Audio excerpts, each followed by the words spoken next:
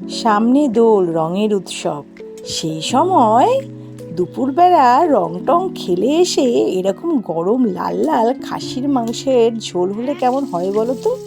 তাহলে চলো মাংসটা রান্না করেই ফেলি। প্রথমে আলুগুলোকে নুন আর হলুদ দিয়ে ভালো করে মাখিয়ে সেটা একটু লাল লাল করে ভেজে নেব।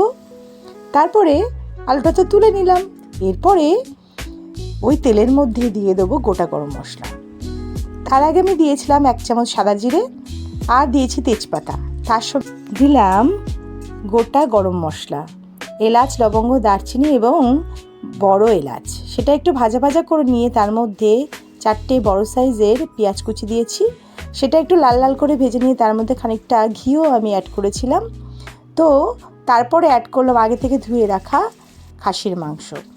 এখানে আমি একটা পেস্ট বানিয়েছি, তার জন্য আদা, রসুন, পেঁয়াজ, গোলমরিচ এবং লাল লঙ্কা ভালো করে পেস্ট করে নিয়েছি।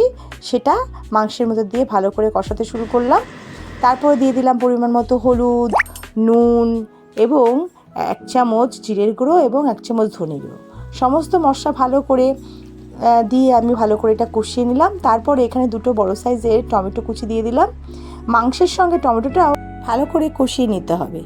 যতক্ষণ না টমেটোটা ভালো করে সিদ্ধ হচ্ছে ততক্ষণ কষিয়ে নেব। তারপরে সেই ভেজে রাখা আলুগুলো দিয়ে দিলাম। তারপরে আবারও বেশ কিছুক্ষণ রান্না করে নেব।